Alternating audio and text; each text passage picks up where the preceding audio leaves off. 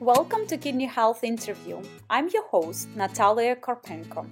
Each week, I interview a guest who is a kidney patient, their family member, organ donor, or healthcare professional. Our goal to empower every kidney patient with the support and education.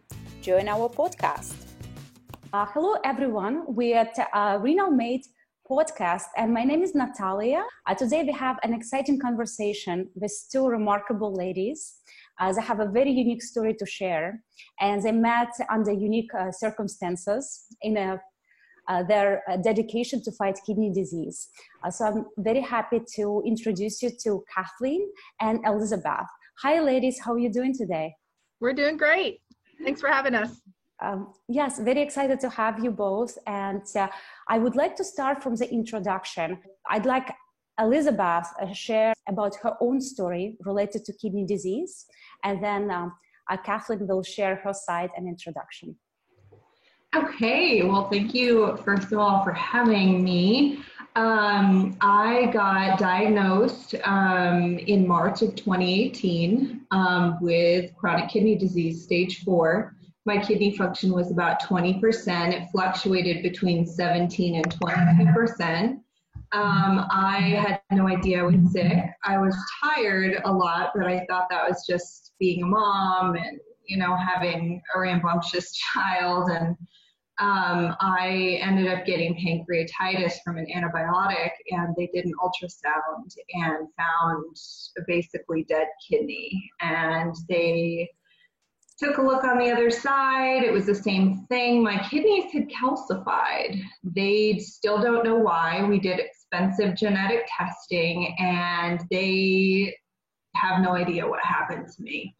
I don't drink, I don't smoke, I don't do drugs, and I exercise, so this was like a pretty heavy blow for me. So, I had a couple of potential living donors, but they got disqualified for various reasons. So I got desperate enough to go on Facebook and make a plea that somebody would help me or would share my post. And Kathleen answered the call.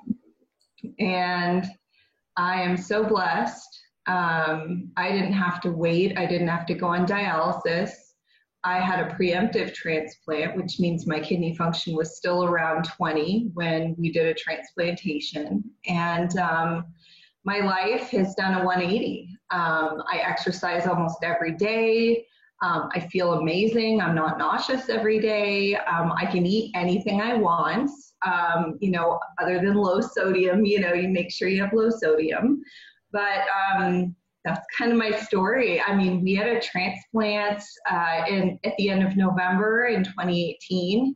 So it wasn't even a year from when I was diagnosed to when I got a transplant because of Kathleen's generosity. And, I can never repay her for what she did for my family and I. So we're grateful. I wake up every day and I see my scar and I see my little kidney bulge, and it just puts me in a great mood because I'm like, wow, I've been given a second chance at life. I don't have to live hooked up to machines, and I am just so grateful. So that's my story in a nutshell. Yeah, that is just incredible. Thank you so much, Elizabeth. And I know it's heartbreaking that the diagnosis, and not aware and not prepared for any of it. And it's just incredible to see your cheerful spirit, how you were able to fight kidney disease and allow that transformation journey just brings in more light and positive energy into your life. So very happy and appreciated you sharing your own story, and you invited Kathleen to join us today's conversation. So Kathleen, can you introduce yourself and tell us a little bit more about your relation to kidney disease? Of course. It's actually funny because I didn't really have any sort of awareness with respect to kidney disease. It wasn't on my radar. It's not something I was ever looking to do. And I think it was really just kind of serendipity and a whole plan that kind of came together at once. A little background about me. I'm married. I have a son who just turned 14. But when I was 26 weeks pregnant with him, I was diagnosed with a brain tumor. I was 36 years old at the time. So, and we had had some struggles with respect to pregnancy. And so obviously when I got diagnosed with the brain tumor, it was horrible, and really sort of threw us for a loop. The circumstances under which they discovered it put me in a high risk category, obviously, and I was told that if I had further medical complications, I would lose my child. Fortunately, that did not happen, and I came through my pregnancy successfully. I had a C-section, and 3 months after my C-section, I had my first brain surgery. And honestly, that's the reason why Elizabeth and I were ultimately brought together. It sounds kind of strange to say that, but in the 3 months between when I was diagnosed, or when I ultimately had my son, and when I had my brain surgery, you know, I just remember all those nights as a mom where you're up at 3 o'clock in the morning, you know, rocking your baby or nursing your baby. And I remember just thinking to myself, God did not give me this baby to take this baby away from me. So I knew in my heart that it was going to be fine. And ultimately it was, and it was a clean bill of health and what have you. And so after that, you know, I really got back into being active and being fit and, you know, living my life and cherishing each day and all the rest of that stuff that we hope to do every day. Fast forward to 11 years later, 2 years ago now, and I got a diagnosis of a second brain tumor. It was completely unrelated to the first one. It was a completely different kind. It actually was worse. It was in a really bad spot. There were all kinds of complications that were on my potential risk factors as a result of that surgery. And I had that surgery and there were complications. I have a paralyzed vocal cord. I had some to make some life transitions in terms of my job and things of that nature. But ultimately, again, you know, the tumor ended up being fine and it was a clean bill of health and what have you. And I think the experiences from that, from having 2 different times where I had the idea of potentially losing my son, having my son have to grow up without a mom, you know, how is my husband going to raise my child the way that I would want him to and remember me and all those things that we go through as a parent. That is always something that I have taken away from those experiences and put at the forefront of my mind of, you know, live each day, cherish each day. Elizabeth and I were brought together ultimately by Facebook. And it was just really kind of the perfect storm. It was a Sunday morning. For once, we didn't have anything going on. I was sitting on my, you know, big cozy chair, drinking my coffee and just sort of mindlessly scrolling through Facebook while my husband and son did something else. And I came across this picture of this adorable family, and it was a mom and a husband and a kid, and she looked kind of like me. It was just one of those adorable family pictures that you see. They had their little matching shirts on. Her son was about the same age as mine, and for some reason I stopped on it. I mean, I usually, you know, I think if we look back at all of the time when we were doing our mindless Facebook scrolling, you just sort of scroll through pictures. You're like, oh, that's cute. And something made me stop and look at it. And I read the post, and it was Elizabeth's post about how she needed a donor. And her biggest fear was leaving her child behind. And her biggest fear was, you know, what is my legacy? How is my kid going to know all these things? What is my husband going to do? And I had been her. I had been her twice. And you know what? As soon as I read it, I knew that this was something that was going to happen. It wasn't even so much a question for me as it was, okay, what are we going to do to facilitate this? Because I just sort of knew in my heart that it was going to happen. And then, you know, you go through the process, and ultimately it was from the beginning to the end, it was every box was checked, and it was just perfect. It was perfect. Yeah, it's such a wonderful story. You know, it just really, you know, in kidney disease, there are definitions, people called warriors, fighters. And it's really remarkable seeing 2 of you women who also are mothers, you know, and I think like in some ways that motherhood and that strength, so much defining your personality and willingness to solve the problem. Don't think too much about why not, but finding the ways to fight and get the result that needed to be done. So it's just Absolutely incredible to see these women doers and women who like earth shakers. So Kathleen, with your experience just prior kidney disease, so you went on to 2 surgeries, a hard place to be at psychologically and physically. How was your family? Did you have a good support system? How did this experiences actually impacted your family, as well as how they changed you and shape you as a personality? Well, first and foremost, I have an incredible family. We're all super close. My parents live nearby. My husband's family his parents come and visit us often. Our extended families on both sides are incredibly supportive, and they always have been. And we are also, I think, significantly for us, all very strong people of faith. And so I will say that my personal medical experiences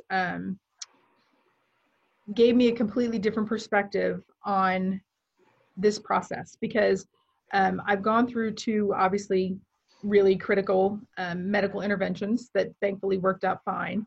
And so I would say that for me, the idea of going ahead and going through the transplant process for Elizabeth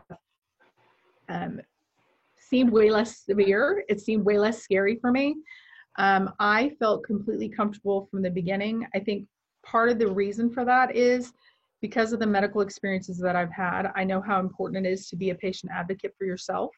I think patients need to take control over their care. They need to make sure that they're comfortable with their physicians. If they're not, they need to move along, find somebody that they are comfortable with. I think they need to ask all the questions that are important to them. I think they need to feel comfortable with their information. And really, because you're putting your life in somebody's hands, these are big decisions, and you need to make sure that you are 100% comfortable with everything that's happening. So for me, once I got the opportunity throughout the process of being a living donor to meet the team and see them one-on-one and be able to have a dialogue with them, that was super important for me being in a good place, comfortable with the process. My family, I will say, it took them a little bit longer to come around. When I originally told my husband that this is what I wanted to do, I literally said to him, "Hey, by the way, I think I'm going to be a kidney donor." And he said, "I'm sorry, what? Did you just come to him and tell him this, or was it like literally? Yeah. Just literally. It was the day that I had read Elizabeth's post, and we were, something silly like walking the dog or what have you, and I told him, I said, "Hey, I think I'm going to be a kidney donor." And he said, "For who?" And I go, "Some random girl, I don't know her." And he was completely confused by that. But he said, "Okay, I guess if that's what you want to do, if you feel compelled to do this, then go ahead." He said, "The only thing I want you to do is I want you to run it by your doctor." And so fortunately or unfortunately, I'm close enough with one of my physicians that I had the ability to text that person, and I said, "Hey, I'm contemplating being a kidney donor. I don't need you to give me a pros and cons list, because I'm going to look at all that stuff myself, but what would be your position? Do you have any concerns?" Because obviously this is somebody that was fully versed in my medical history. And within 10 minutes, he texted me back and said, "I'm completely supportive." And so once we sort of went through that hurdle, my husband, he was supportive the whole time. But essentially, I think at the bottom line, I think he didn't really think that they would approve me, because I did have some crazy medical history. And the reality is, and I think this is important, I was never diagnosed with cancer. I never had anything that was a long-term effect. These just happened to be benign issues that I had to deal with. And so obviously they were critical at the time, but in terms of long-term health, they weren't really of consequence. Because if I had been in that category, I would not have been eligible to be putting myself or Elizabeth in that situation. But, as we went through the process, he became more comfortable. Our extended families, again, their position was sort of twofold. I think on the one hand, they are 100% believers in, if you have the ability to help somebody, then you need to help somebody. If you are called to do something that's going to benefit somebody else, you absolutely need to do that. And you will, they were supportive of that concept. I think they were more supportive in theory than it being me, just because they've had to live through my previous medical history. But once it was all coming together, I mean, everybody was all in. My son was all in, my extended family was all in. Pretty much my coworkers, which is a really significant part because, you know, I took time off of work, which I'm sure we'll talk about. But every single person that I talked about this with and this decision with was supportive. They would not necessarily do it themselves because I think they don't really, obviously they haven't been on my journey and my path and understand kind of the mindset in which I was coming into it with. But they were supportive of the idea that somebody would do that to help somebody else out. So the question it seems that you have excellent support system at home, at work, in your surrounding. And how did you come to your employer and let them know about that leave that you need to take in the future? How was your work-life balance planned to take the time for surgery?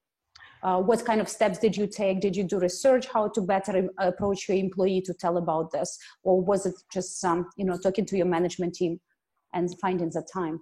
Well, I think it's important to kind of know your dynamic. I mean, I'm super blessed that I've been in my current position for 25 years. So I have a really good working relationship with my boss and my coworkers. I have been in the same office during both my previous surgeries, so everybody sort of knows my situation. I originally talked to my direct supervisor, my boss, before I went down for my comprehensive clinic day, where you meet all of the, diagnosticians and you do your CTs and your x-rays and meet with the surgeon and all the rest of that stuff. And it was more of a preliminary conversation in terms of, look, I just want you to know that this is something that's on the table. I don't know whether it's going to come to pass. I don't know whether I'm going to be approved, but this is something that I'm contemplating. And so I wanted you to be aware. The concerns that he expressed were more, what happens to you if you give away your kidney and something goes wrong with the one that you keep. And I was pleased to be able to tell him, which I did not know until I met with the clinic staff, that if you have donated a kidney and something goes wrong with your only one left, you go to the top of the kidney donor list, the kidney recipient list. Not that you ever want to be in that situation, but that's good to know that there's a backup plan in place for you. But he was very supportive in terms of, if this comes to pass, we will deal with it. My coworkers and I didn't tell them until I had been approved. And essentially, we had a break, Elizabeth and I, just based upon kind of the timing of when I got approved and the timing of when the surgery was, because I had something I had to take care of before I could actually go through with the surgery. So we had about, I want to say, a 2-month period there between when I was approved and when we facilitated that. So that gave me time to work with my coworkers and the team so everybody could get a game plan together of how we were going to sort of redistribute our workload while I was out. And it ended up working great. Everybody, like I said, was super supportive. And it's, just all about communication. I think it's kind of, you don't want to be the person in the office that says, I'm not going to help that person who's out because you just gave somebody else a kidney. And we have a really good team. So that was great. I did use FMLA. I went under the Family Medical Leave Act, and I took my time under that. So obviously I had to go through the Human Resources Department of our county. Interestingly, I guess other people in our business have done that as well because they were familiar with the process and they were super accommodating and helpful during that. But if I were to give somebody advice, I would say find the person that you is above you, obviously, that you have the best relationship with, and kind of prepare them that this is a possibility coming down the pike. So everybody gets an idea of they're going to start working it out in the event that you get approved. because a lot of times, I mean, I think Elizabeth and I are kind of the exception. I think a lot of times, if you find somebody that's a match, they want to do the surgery pretty much right away, because there's so many factors that could come into play that could disqualify you unexpectedly. And so I think you need to work your employment team, whoever that is, into the idea that this is coming down the pike, and not just sort of surprise people at the end, because that just puts everybody in a bind. And this is supposed to be like a good, supportive experience for everybody that's involved. Yeah, this is such a great advice, especially when we're looking for organ donors that are maybe just learning fast about the kidney donation, right? And have such a little knowledge. What's the next step? So that is a big one. Like, what is your employment? What is the dynamic at your workplace? How do you get to the resources and to the right people right away? Because the things start happening really fast when you get approved. So since we're talking about the resources and some of the valuable lessons you've learned, what were the struggles in the process of application, qualification, as well as surgery itself, from financial standpoint, also logistics and coordination? Well, from the physical standpoint, I didn't really know what to expect. Initially I went online and filled out the interest application, I guess is what you would call it. It's just a short form that sort of gives your brief medical history and things of that nature. That gets reviewed by somebody, and then they start sending you out for testing. I don't live where Elizabeth lives. I live in Fort Worth. She lives in Austin. We had a surgery in San Antonio. So we were at 3 different locations really that we were talking about. I did all of my most of my preliminary testing where I lived. So I would go for like the glucose testing and the urine collection analysis and things of that nature. I would do that locally from home. So that was super convenient. And then they would just ship out everything to the testing facility in San Antonio. Once I got through kind of the initial process and they did the review of my medical records and things of that nature, I actually went to San Antonio for what they call a clinic day. That day I did obviously a ton of blood work. They took a CT of my kidney to make sure that it would fit for Elizabeth. We did EEGs.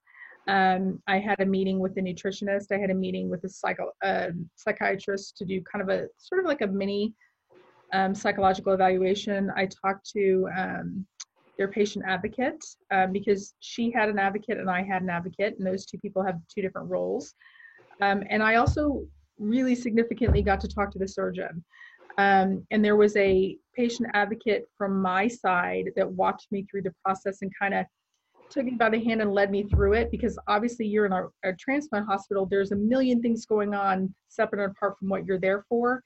And at least with respect to University Transplant Center, where Elizabeth and I were, they pretty much made sure that they got me where I needed to be, so that I wasn't sitting around wasting time, and everybody was kind of on pace with the schedule because it was a full day.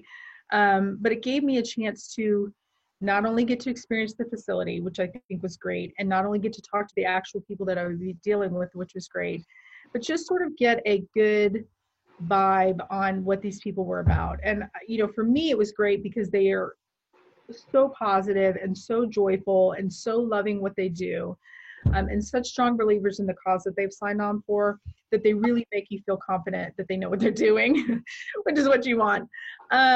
As we went through, the only thing I would say that's really something that a potential donor needs to be fully advised of is that there are financial implications, obviously, from the donor side.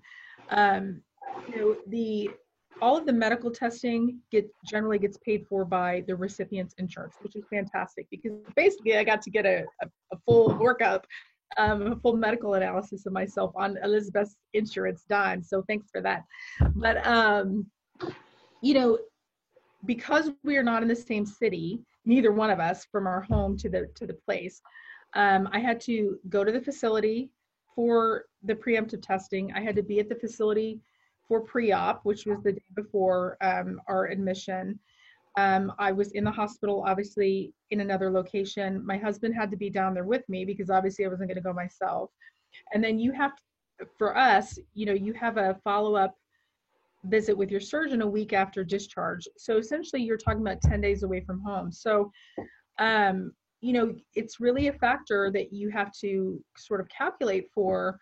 You're going to have travel expenses. You're going to have a place for your spouse or whoever it is that's coming with you during this process to stay. You're going to, if you have a child somewhere, you have to figure out childcare. I mean, we were fortunate that my parents lived nearby, and so my child just went with them. There's food expenses. I mean, all the miscellaneous things that you don't think about, I think need to be taken into consideration. We got some money from Elizabeth's insurance provider again, which was nice. Obviously we had out-of-pocket expenses as well. And we were fortunately in a position that we could do that. There are a number of resources out there. I know that the National Kidney Foundation has some resources. There's some living donor assistance programs that people can look for on websites that set forth like a potential expense reimbursement calculator, so you can kind of figure out what's going on. Most of those financial assistance programs are income-based, so it's going to be dependent upon whether you qualify or what have you. Obviously, they need to give the most assistance to the people that need it the most. I think that's absolutely appropriate, but it's just something for people to take into consideration. That being said, the emotional, overwhelming joy and satisfaction that you get out of the process is worth every single penny. It's just, yes. I mean, there's really not a way to describe it other than that. It's just really one of the most fulfilling things you can ever do in your life. So on this note, Kathleen, I really want to move into our second part of conversation.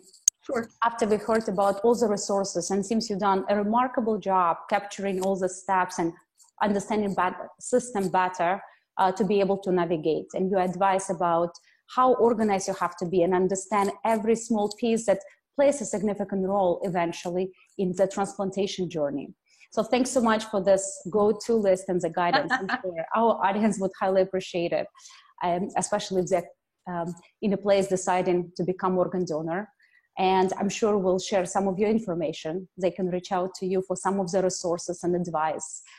But moving to the second part of our conversation, when I had a brief conversation with you, I also have learned that the journey of becoming organ donor and that motivations aspects, empowering aspects, and meeting Elizabeth as a person was just an incredible, a wonderful event that brought both of you joy, happiness, and amazing friendship. So I actually want to connect now more on the emotional side of things. So taking time back in a day when you spoke to your husband and manifested him, I'm gonna do this. You have taken time to learn all the ways how you can do it and make it possible. And what were your mindset when you made decision for yourself, I'm gonna do this, and there is this inspiring woman out there in need that I can help? How was your approach after that? Like, how should I connect to Elizabeth, or how should I inform her? What will be the next step connecting with her and confirmation of becoming organ donor? Absolutely. So, the way I even saw Elizabeth's Facebook post was that she and I have a mutual Facebook friend. So, our mutual friend, Shannon, she gets a little shout out here. Shannon, who is I told her she can now officially say that she has changed the world. But Shannon shared Elizabeth's post, and it was public, but I wouldn't have seen it. And so I didn't tell Shannon that I was doing this. I didn't tell anybody other than my husband and my son that I was doing this until we were way along in the process. And actually it is important. I sat down with my son that same night that my husband and I talked about it. And I said, hey, I'm thinking of giving somebody my kidney.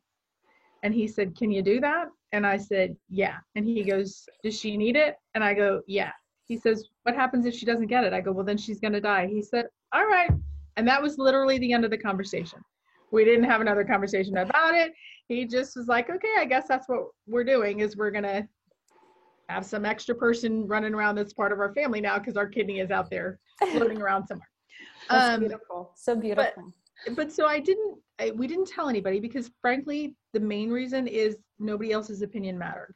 I mean, I know that sounds super selfish, but for me, I wanted it to be nothing but a positive experience. And I knew in my place, in my head, that this was something that I was doing. My husband knows me, and so he knew this was something that I was doing, and he was supportive of it. My son was supportive of it. So I didn't really want anybody giving me, well, why would you do that? Well, you don't know this person. Any of the negativity. There's too much negativity in the world.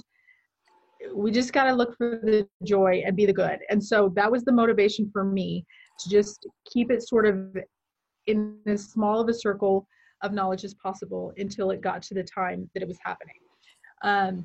Once we were actually a match, and I was sort of stalking Elizabeth's Facebook page just to kind of see if she would put anything on there. And she posted something. Let me back up. When I was at the facility, I said to them, okay, what happens if we're a match?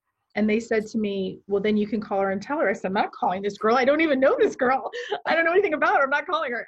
And so what they did is they took that as a request to remain anonymous. And so when Elizabeth found out that we were a match, she posted something on her page, essentially that says, oh my gosh, I've matched with somebody. I've been told they want to be anonymous, but I'm overwhelmed, all the things you would expect her to say. My husband and I had several conversations about when to tell her, whether to tell her, and kind of the thought process for me was, me donating was not about me. I mean, I was doing it for my own reasons. I was doing it because I've been her. Like I said, I was doing it because I felt like I was compelled to do it. I was doing it because I knew I had the ability to help her. And I said from the beginning to my husband, once I start this process, if I'm a match, we're doing it. I don't want to be the person that backs out at some point. So I did it for my own reasons. Obviously to bring her joy and what have you, but she had her own journey with all this. And so I did not want to be in any way, shape, or form making it about me. And so I never had any intention of calling her and saying, hey, I'm your donor. Hey, look at me. Hey, it just seemed like a strange idea to do that. But the flip side was, the more my husband and I talked about it, it's hard to know whether the donor, in this kind of a situation where it's not somebody that it's hard to know whether the donor really wants to know you. I mean, if it were me, if the situation were reversed, I can think of a dozen reasons why I wouldn't necessarily want to know the person. What if we meet and she doesn't like me? What if there's just something that clashes? I mean, you just don't want any negativity attached to it. And so ultimately what we decided to do is I texted our mutual friend Shannon, and I said, do you have any idea how to get in touch with Elizabeth Whitley? And she was completely confused by that, because Elizabeth and I are not remotely in the same spectrum of how she knows us both. And so she said, I can probably find her. Why? And so all I did was screenshot Elizabeth's announcement of, oh my gosh, I found a donor, and I sent it to Shannon. And Shannon texted me back essentially that she was bawling. And she says, oh my gosh, I can't believe you're her donor. And I said, I don't want to get up in her, I don't want to make it more complicated than it has to be. So will you please just let her know that if and when she ever decides that she wants to know who it is, you can absolutely connect us. And I want to say maybe, 5 minutes later, she texted me back and she said, can she call you now? And I said, seriously? And she said, yeah. And because I was at work. And so Elizabeth called maybe 10 minutes later, and I think we probably talked for an hour. And honestly, it was like when you haven't talked to your best friend in a while, and then you catch up, and there was so much emotion, and she was crying and I was crying, and we would talk over each other, but we had all these similar experiences, and it was like catching up with a long lost friend. And honestly, it's been that way ever since then. From that moment on, we texted all the time. We, message each other all the time. We share things to each other on Instagram and what have you. And then we finally met in real life, in person. We actually met the night before the surgery when we were both in San Antonio. And it was myself and my husband, and it was her and her husband and her sweet daddy. And we all met, and it was like, oh my gosh, there's my sister. Hi. And it was really literally like a family reunion, and such an incredibly amazing experience. And it's just been amazing ever since, because we really literally are sharing our life together. And it's just, there's nothing that can compare. It's not really, I know I'm saying words, but really not a lot of words to be able to appropriately describe it, other than that it's really life-changing. Kathleen, thank you so much for sharing this story and that very beautiful moment when you and Elizabeth connected first time. What I really admire listening your thought process. How thoughtful were you thinking about Elizabeth at that point of time, learning that there is a person who wants to donate kidney and save her life and save her family and make all her dreams come true. I think would be nice to hear Elizabeth's perspective. I know Elizabeth's very emotional now, which is total sense. But Elizabeth, just mirroring what Kathleen mentioned, that at that moment you want to be very thoughtful how you want to proceed, knowing your donor or not. How did you receive the news about potential organ donor? How did it make you feel? And what was the process before you connected with Kathleen on a phone call? Well, at first, when Shannon contacted me, I was like, honestly, I had so many scammers try to contact me. Like, I knew Shannon wasn't a scammer, but like I had people try to sell me organs from overseas. Like, it was pretty bad. And she's like, I just wanted to let you know that they called me. The university called me and they said, hey, we have a kidney for you. And of course I just broke down and lost it and was like, no way. Like, I couldn't even believe it. Like, I was preparing to go on dialysis. Like, I had a room set up and everything. Like, I didn't think I was going to get a kidney. Or I thought I'd have to wait years for it. And Shannon contacted me and she's like, hey, I wanted to let you know that I know your donor. And if you want to talk to her, she's willing to talk to you. Because at first they said she was anonymous. They didn't even tell me that Kathleen was, a woman or a man. And I had no idea who it was. And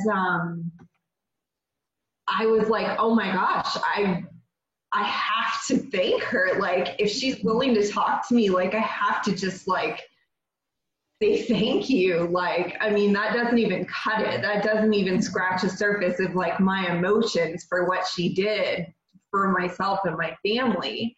And so we talked, and I don't even remember what I first said. I think I just started crying probably.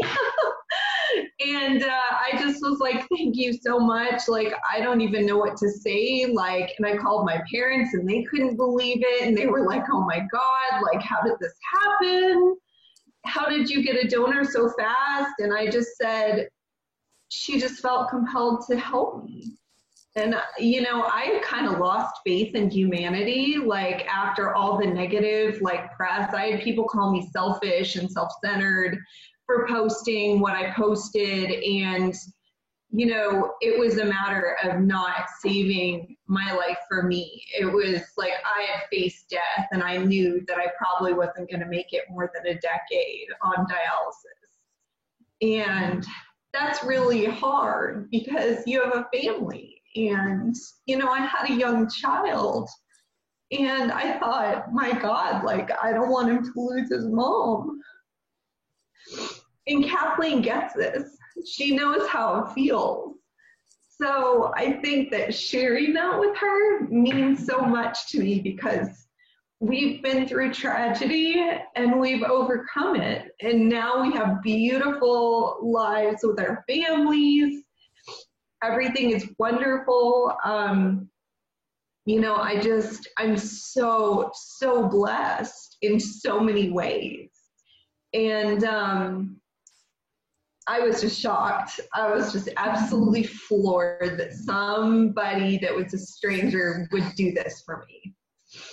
Yeah, thanks so much, for sharing your emotions, because that is incredible. On one side, you went through so much, through that diagnosis, that shock, then taking the position to fight and survive, and knowing that as a mother, as a wife, as a daughter, you need to get anything possible done to save your life, to be for your loved ones. And I'm really sorry to hear that you've been taken through negative experiences, and that is pros and cons of social media. On one side, it's a healer, it's an opportunity to find support, spread your message, but sometimes it could be very harmful. And we had a previously podcast with Elizabeth, and we talk a little bit more about those negative experiences and some of the things that any kidney patient or any other person seeking help online have to be prepared for or try to block themselves from. So what I'm really happy to see, Elizabeth, that just connecting with Kathleen healed all of these experiences immediately. And both of you got on the right page, and life started becoming brighter and more exciting. So going back on the chronological order of things, you had a conversation and you met your first time. When was the first time you met? Was it the day of surgery, or was it the time prior surgery two of you met? It was actually the day before. It was the night before, was the first time that we met face to face. And then it was actually super cute because I went in earlier than Elizabeth, and they got to the hospital early so that we could see each other before I went back. And then it was actually even funnier because I went back and got prepped, and I was in my gown and what have you, and they brought her in to get prepped just as I was getting wheeled back. And so as I was getting wheeled back, I got to kind of wave to her and be like, okay, here it comes. It's happening. Surprise. How did it feel? Was it like pure excitement? Yes. Like, yes. Just excitement and joy? Yes. It was great. It was,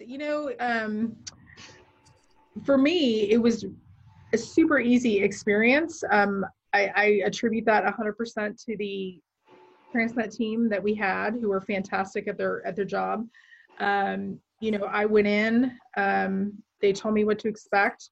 They put me under, I got out, I slept most of that day. I got back up into my admitting room that evening. The surgery was on a Thursday, and I was actually released on Friday. I was released super quick, and that's not normal. It was faster than normal, but it was just a really easy surgery. I didn't have any repercussions from the meds. I didn't have any repercussions from the anesthesia. I actually didn't take any pain meds afterwards, other than some Tylenol that morning, Friday morning. And I was up walking around. In fact, I went down to Elizabeth's room. She was still all, restricted access, but we were able to go down to her room and see her, my husband and I, because they want you to get up and walking as soon as possible. And so I pretty much went in and said, hey, I'm leaving. Here's your kidney, goodbye. And so yeah, it was knock on wood, it could not have been smoother. Like I said, we were super fortunate, from my end at least, that we had a great surgery team.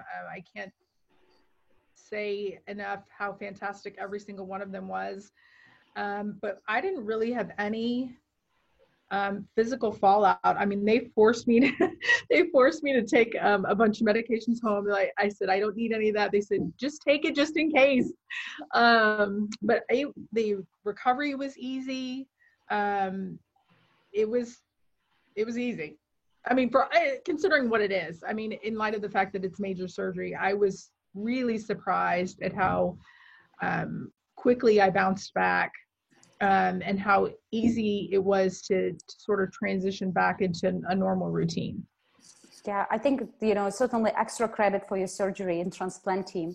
Yes. Doing such a fantastic job, right, to make this recovery so fast. Yeah. Kathleen, any tips on the preparation for surgery? Anything that taught you in this experience that to prepare for transplant surgery, I should do this and this, that would just improve my experience? I would say from the donor side, the main thing that they had me doing, or that they suggested, and I somehow made it be a super important thing, water. I mean, I drank a lot of water anyway, but leading up to surgery, I increased my water intake. And I think it's really important to make sure that you're doing all the things to continue your good kidney health. I mean, fortunately, I've never had any kidney issues whatsoever, which is why I was a great potential donor. But just to keep your system flushed out, make sure you eat healthy, make sure you're sort of, at least being somewhat active before you go in, because I think the better shape that you're in as you enter the process, the easier it's going to be to bounce back. But I haven't had any repercussions afterwards in terms of, decreased kidney function or any weird blood pressure issues, or everything's been super great for me. And so I think it's because, I was in a good place going in, and that obviously is going to help. And again, like Elizabeth mentioned, trying to maintain a low sodium. I was never much of a salt person anyway, but now I'm super aware of the salt intake on stuff that I'm eating. Excellent. Elizabeth, on your side of things, right? So it was a day of surgery, and two of you, starting the day was many emotions, excitement, thrill. How was the day for you when you wake up and realize this is a day of your surgery, and how did the experience roll afterwards for you? Well, for me, I felt so lucky. I felt like it was Christmas morning, and I was just about to get the best present that I had ever gotten in my life. I mean, it was like this amazing feeling. It was almost like, I was like high on life. That's the only way I can explain it. Like, I was getting my life saved that day. It was the best day of my life. And we went to the hospital early because we wanted to be with Kathleen and her husband and just kind of lend her support because we knew she was going in early. And Kathleen and her husband have an awesome sense of humor, as I mentioned previously in the other podcast.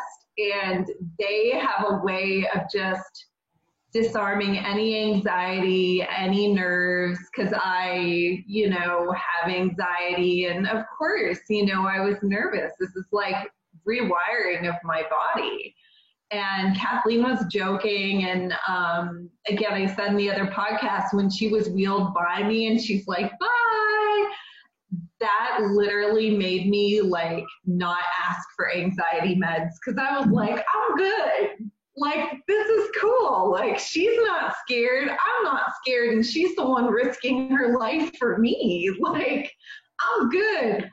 So I woke up after surgery. I was in no pain. I was like, cool. Like, I got a new kidney. And literally within 24 hours, my creatinine went from, I think, like 3.2 or 3.4, which is totally abnormal, to 1. And now it's 0.6. Normal range of creatinine is 0.6 to 1.2. So literally my body, because of Kathleen's kidney, was normal. The doctors call my lab work pristine. This kidney that Kathleen gave me, like, she grew a good one. This is an amazing kidney. And I mean, I've already done 3 online cycling marathons. I mean, it's cycled probably almost 1,000 miles already. So I'm just so grateful I have my life back because of Kathleen. And, I just hope that I can pay it forward. That's all I want to do, is pay it forward.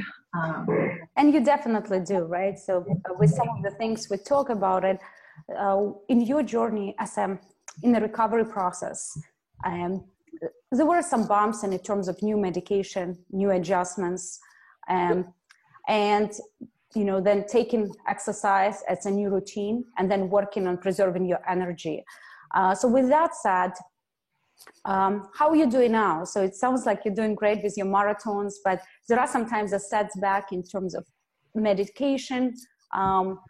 Just in general, what is a post-transplant experience for you as a patient? Yeah, that's a really good question. It's really good for other, transplant patients to know. So you're basically trading a life with chronic kidney disease, feeling sick all the time, being swollen, basically having waste products build up in your body for a life of immunosuppression. And that's what one of my friends who's a doctor told me. And it's true, because I have had, I think, 4 skin cancers removed already. They basically were gonna pop up at some point in my life, but because of the immunosuppression, they came to the surface quicker because your body can't fix itself as easily as it can when you have a full immune system. I got norovirus for 3 weeks. That was pretty rough. Other than that, like for me, the whole thing is making sure that, my kidney, Kathleen's kidney, is okay. Like I can suffer like through sickness or flu or whatever. As long as this kidney is okay, we're good. So that was a little challenging. Like at first it really bothered me that I got skin cancer, but I was like, you know what? Like, it's all right. It's just part of your journey. And so there's that, but I still my energy is still I'm still a little anemic. Probably like not super bad, but enough to affect me. So we're gonna address that at my next appointment. But I do take naps every couple of days for like an hour, like on Monday, an hour on Wednesday. And I do work out. So I think that my health is pretty close to where it was before I got sick. I don't know exactly when I got sick. I would assume at least 2 years before my kidneys failed. Just looking at the pictures, I really tried to nail it down, like when I got sick, and I started looking a little ill a couple of years before. So. So I think the big part, to remember, right, in a kidney transplantation, there is a time when you receive a transplant and it's time to heal your body and the time to recover your system after, for some time your kidney were not functioning proper and it was high toxicity in the body, and it takes some time to get the new kidney to do the proper job and, get your system cleaner. Besides this, to be said that our life in general these days has so much high stress, right? Finding time to exercise, having proper nutrition, taking care of our loved ones. So with a transplant or without transplant in general, it's not easy to take care of our well-being on a daily basis. It's a discipline. But considering that beside this, you need to take care of, your energy, about your recovery process even more precisely, because your kidney health depends on it, as well as your responsibility, as you feel, as well as a motivation to stay on the top of things. It seems you do it just a remarkable job. So Elizabeth, we are very proud of what you've done, and I'm sure that Kathleen is very supportive of all your accomplishments on biking, on your mindset, and the way how you set up goals and you just keep working on to achieve them. So Kathleen, what are your thoughts and what were your reflections in the recovery process for yourself, but also observing Elizabeth and how she was doing, especially knowing now she's a part of your family because your kidney one of your kidney lives in your family. Absolutely. And we have joked about that, that we're stuck with each other forever now. And we have, from the beginning, talked about how we're going to have kidney domination. Like this kidney is going to dominate the world and it's going to be the role model kidney.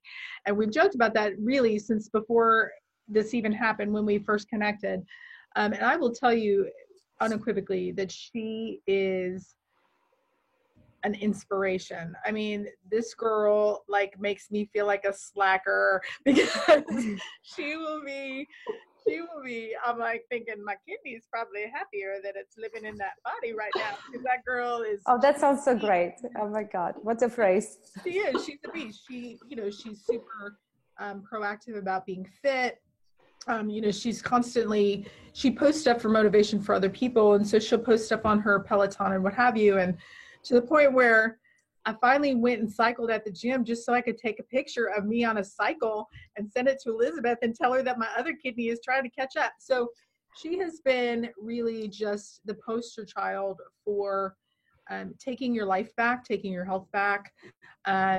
She's an inspiration to me. It's, you never want to say that you have expectations as a donor, because I really didn't have any expectation.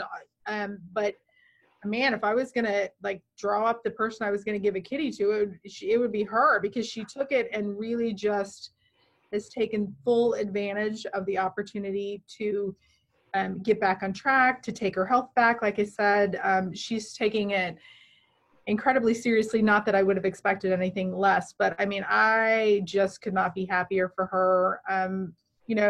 Like you said, she's forever family now. I've met her parents. Her mom sends me her secret recipe family baking Christmas. I mean, it's fantastic. It's really just been nothing short of amazing every step of the way.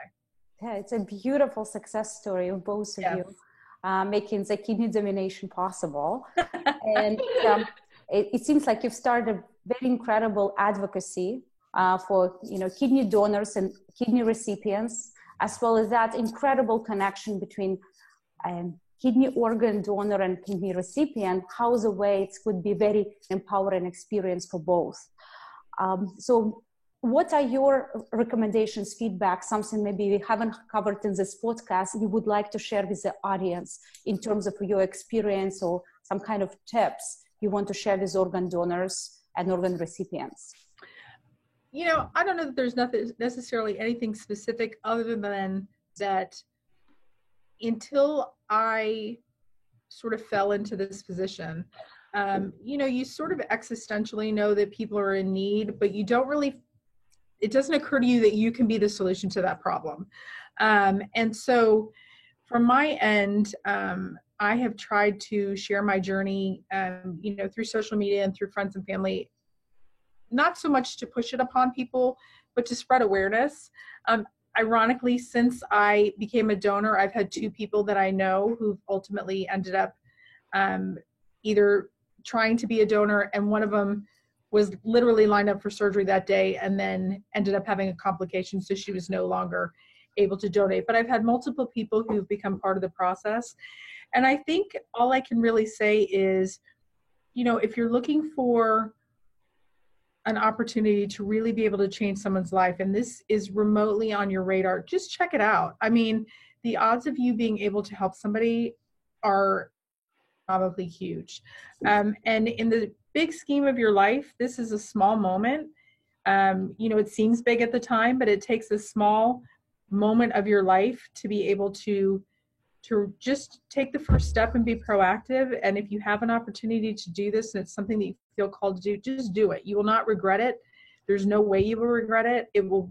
Like I said, it's the most fulfilling thing that I have done, and has made me incredibly proud to have been part of this, I guess, donor community now, and to be able to have an opportunity to just speak to people about the fact that, if you have an extra of something, just go ahead and give it away. There's people that are willing to take it off their hands. And so, I just hope to be able to continue to spread the message and spread awareness, because I think the more that people become aware, and frankly, the more that people start talking about it, they realize that there is probably people in their own circle that are in need that they're not aware of yet. So Thanks so much for sharing this. Thank you for having me.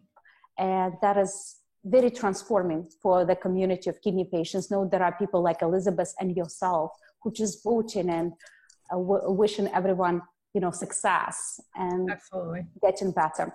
And so, Elizabeth, in conclusion of this conversation today, What are your thoughts? Well, I think that I would completely agree with what Kathleen said. Education is key. Even if it's not for you, you know, if you educate people that you actually have the potential to save someone's life, that is a really powerful thing. And like, if somebody would let me donate some of my liver, like I would do it now that I've been through the process. Like in a second, I would do it. I know they wouldn't let me, but I would so do it because I would want to save someone. And, you know, it just has really brought new awareness to me as a person. I would say to people that need a kidney, be honest. If you post on social media, you know, really spill your guts. I mean, this is a plea for your life. You need to be dead honest. You need to put yourself out there. You need to get ready for negative comments, but you need to bare your soul in the hopes that somebody will see this and, you know, will save your life. I never, ever for a second thought that I would find a donor on Facebook. I mean, who does that happen to? Like, I tell this story all the time at my many doctor's appointments, and literally I've had like 10 nurses start bawling. And I'm like, I start crying with them. I'm like, oh my gosh, I know. And it's so beautiful. Like, it's just the most beautiful story that you could tell. But in conclusion, you know, I just want to thank Kathleen again because she's, you know, you've touched my soul, you've touched my heart, and I am so proud to carry a piece of you inside of me. And I'm just grateful that, you know, I get to be around for my son's wedding, you know, if he gets married. I get to grow old with my husband because of you. And, you know, I'm just going to try to pay it forward because that's all I can do. So thank you.